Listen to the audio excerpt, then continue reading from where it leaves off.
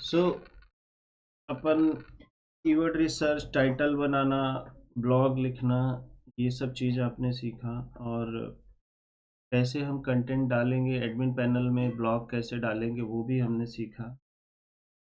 तो अब जो नेक्स्ट स्टेप है वो है फॉर्मेटिंग का।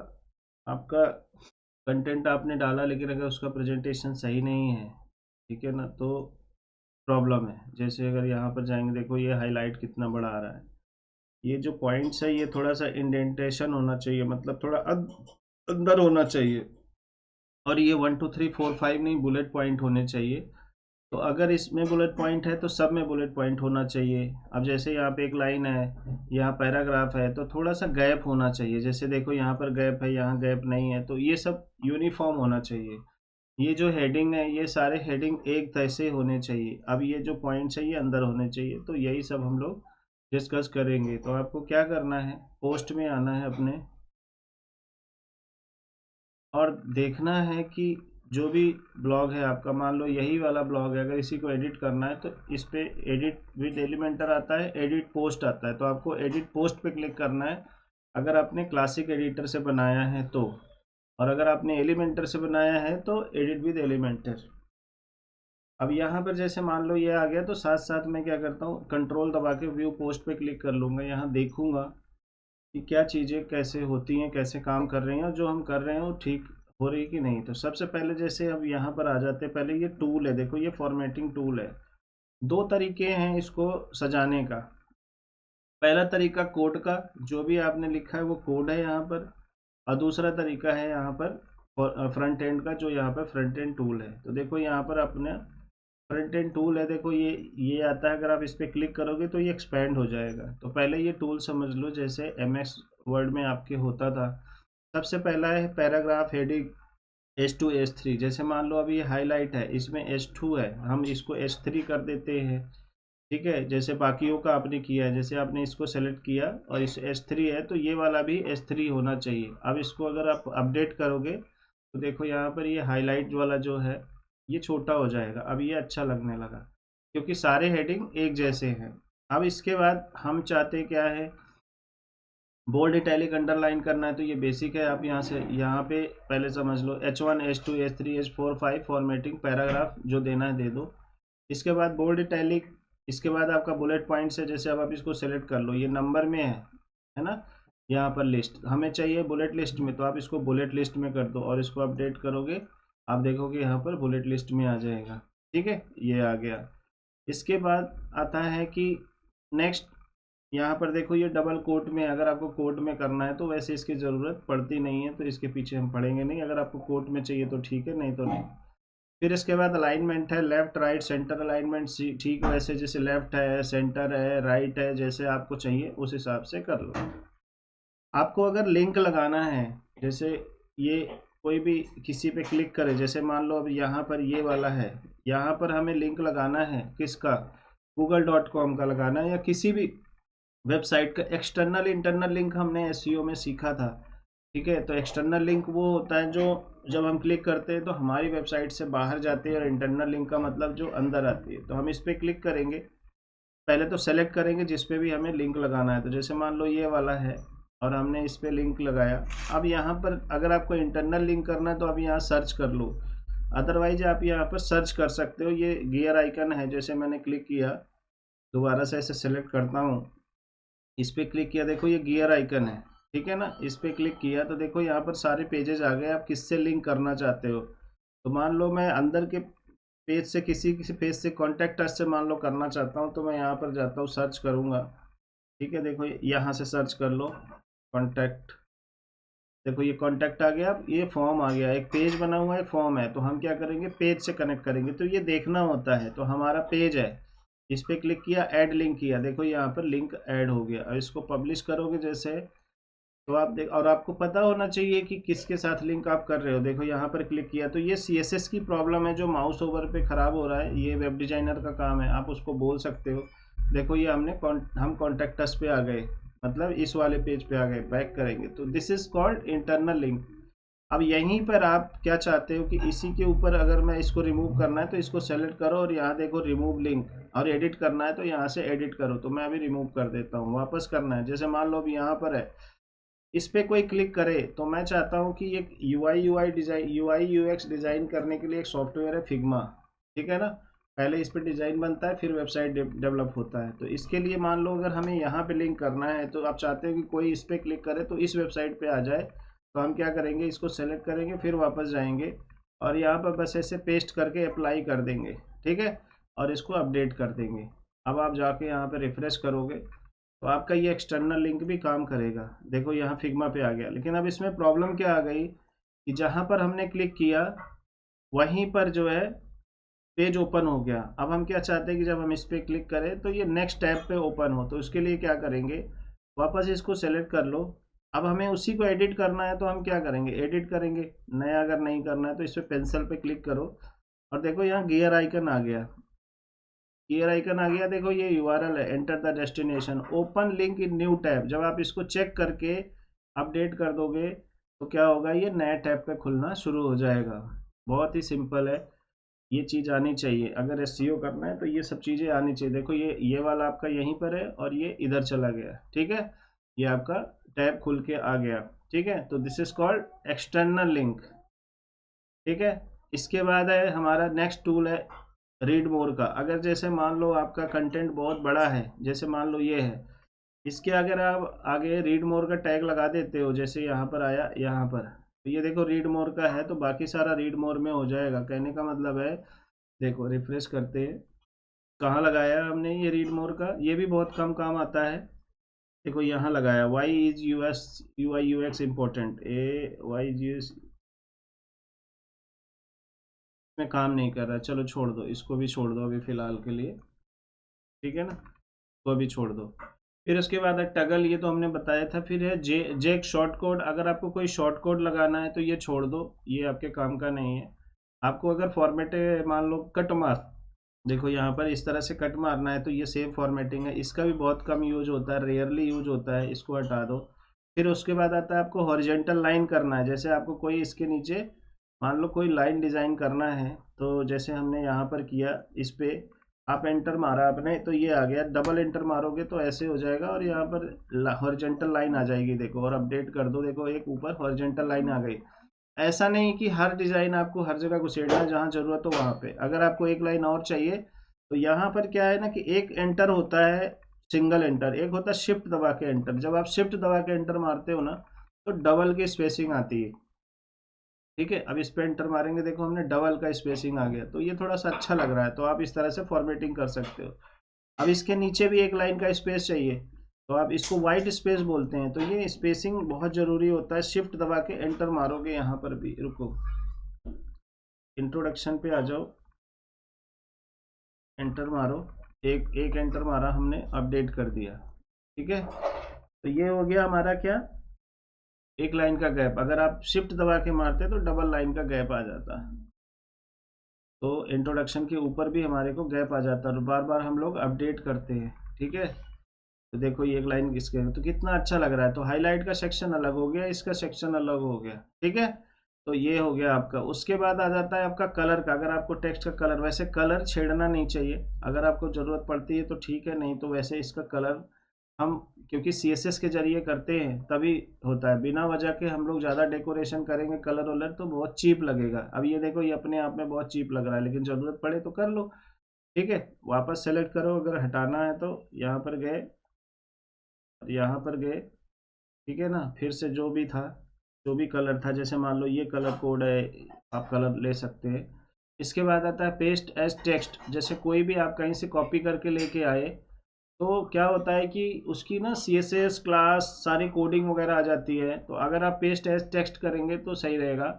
क्लीन फॉर्मेटिंग, अगर जैसे अब ये फॉर्मेटिंग है, आपने इसको सेलेक्ट किया, अगर आप क्लीन फॉर्मेटिंग कर देते हो तो ये देखो नॉर्मल आ गया, चाहे कोई भी कलर हो अपने अपने पुराने स्टाइल में आ जाएगा, ठीक है ना।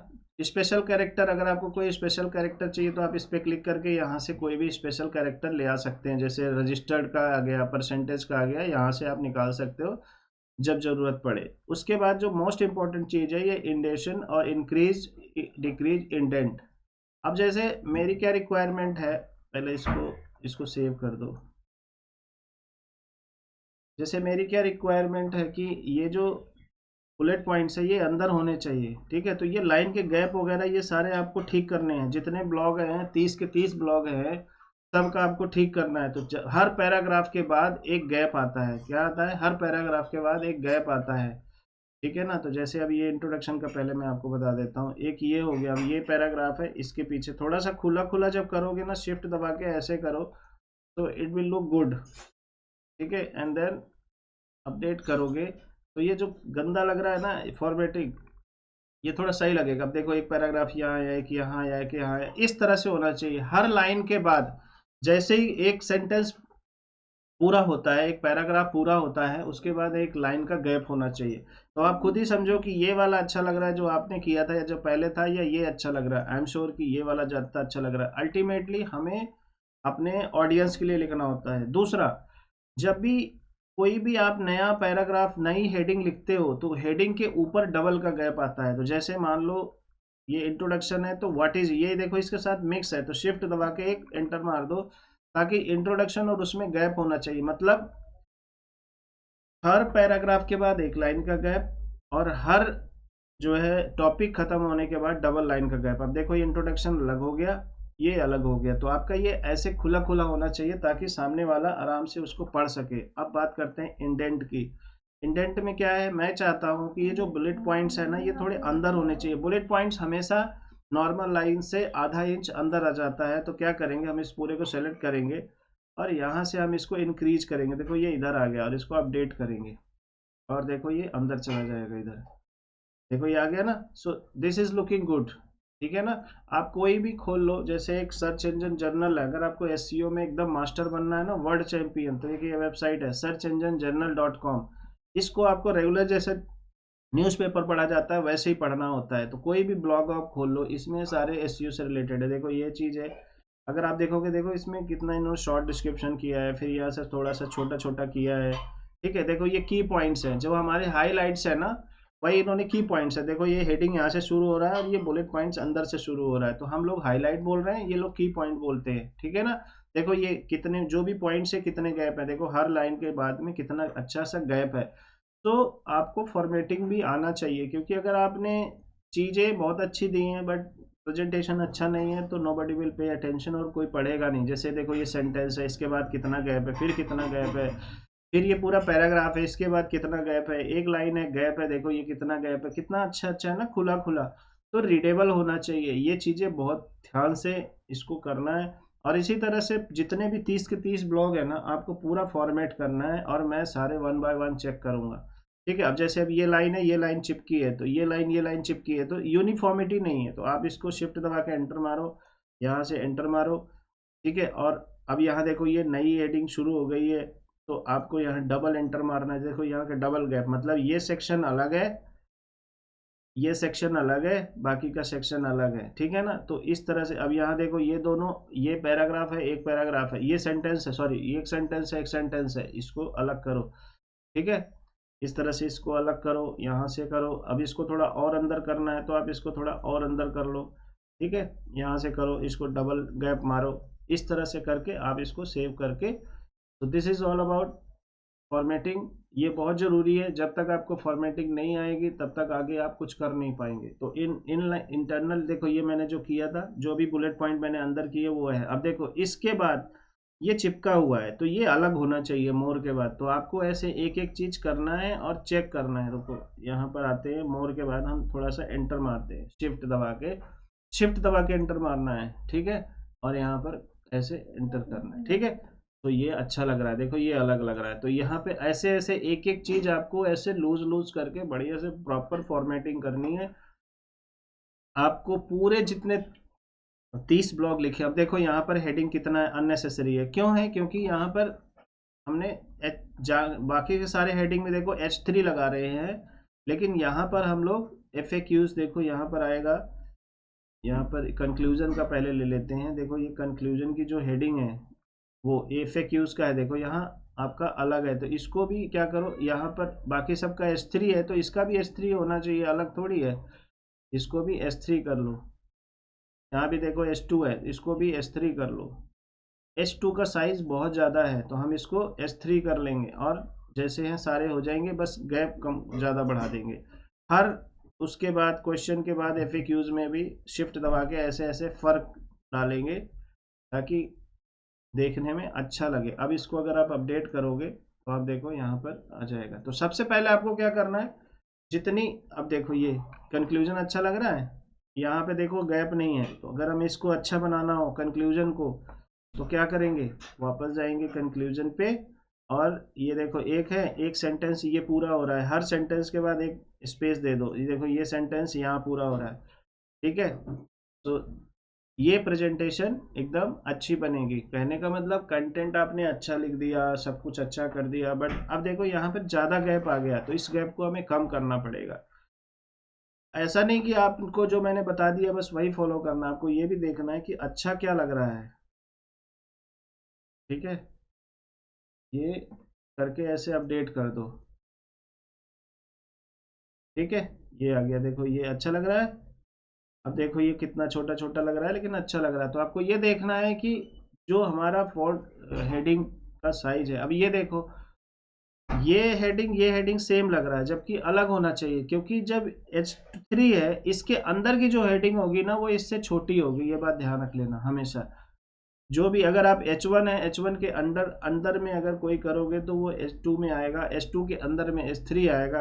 अब जैसे ये है, ये सारे, पहली बात तो ये जितने भी पॉइंट्स है ना, बुलेट पॉइंट्स जितने हैं ये सारे एक टैब अंदर जाएंगे, क्योंकि ये जो 10 बेनिफिट्स आपने बताया तो ये इसी के बराबर में है, ये अलग अलग करने हैं। तो इनको पहले सबसे पहले सेलेक्ट कर लो, शिफ्ट दबा के यहाँ से यहाँ तक, ठीक है। और इसको ऐसे यहाँ से टैब करो तो ये इधर आ जाएंगे। देखो ये इधर आ गया, पहली बात तो ये। और इसको शिफ्ट दबा के एक लाइन का गैप दो और देखो यहाँ पर H4 आपने कर ही रखा है, यहाँ H3 है, हाँ ये तो हेडिंग तो सही लगा हुआ है। अपडेट करते हैं और रिफ्रेश करते हैं तो कहीं कहीं क्या होगा कि ये देखो अब ये इधर आ गया। अब देखो ये अलग लग रहा है, ठीक है।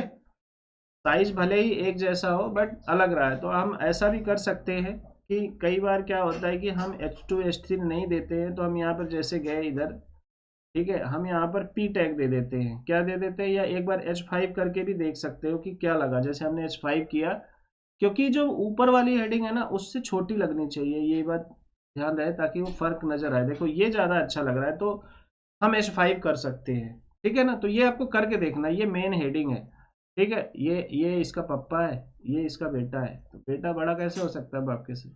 तो इसलिए इस तरह से हमें करना है proper formatting.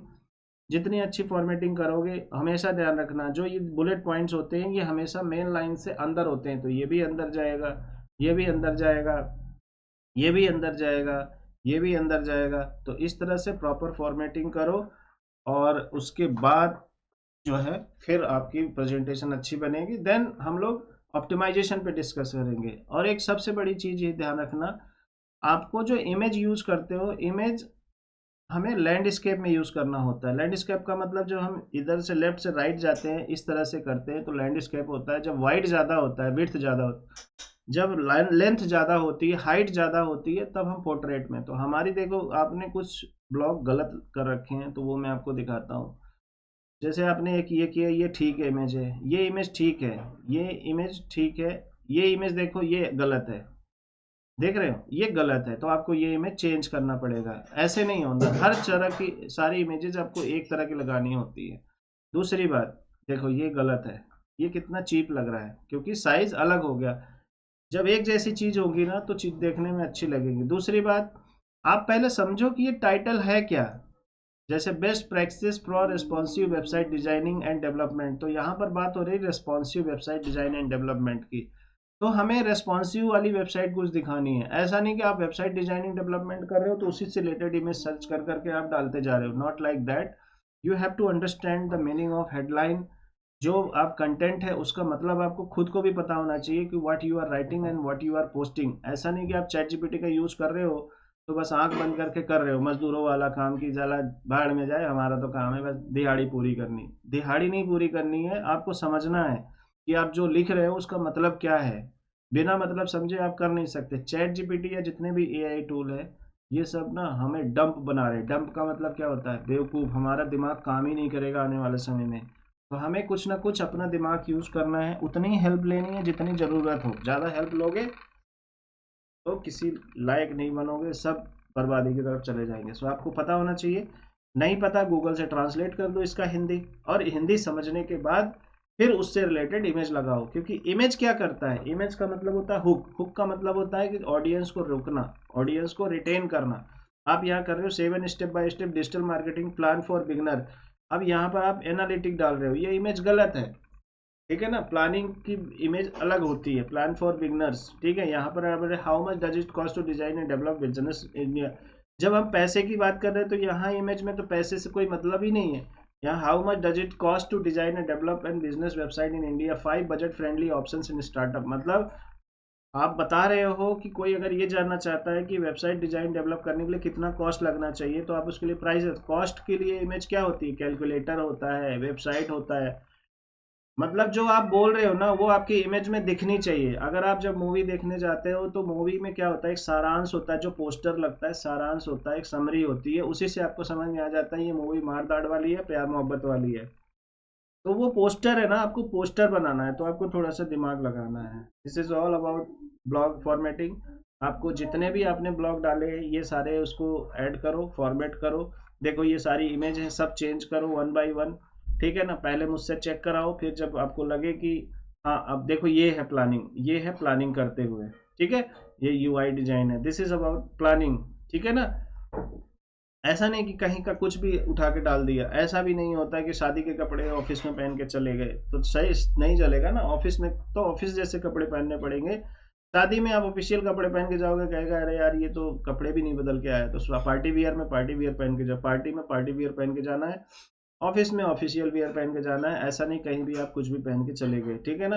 What is the difference between website designing app? तो आपको यहाँ डिफरेंस दिखाना है, तो डिफरेंस वाली पिक्चर ढूंढनी पड़ेगी। ठीक है, तो आप कैनवा से बना सकते हो, अनस्प्लैश से उठा सकते हो, और उसको ऑप्टिमाइज तो करना ही है। इमेज ऑप्टिमाइजेशन मैंने बताया ही है। ठीक है ना? तो ये है टोटल। आपको इसके हिसाब से दोबारा ये वीडियो देखो, बार बार देखो और फिर फॉर्मेटिंग करो। कोई डाउट हो तो मुझसे डिस्कस करो।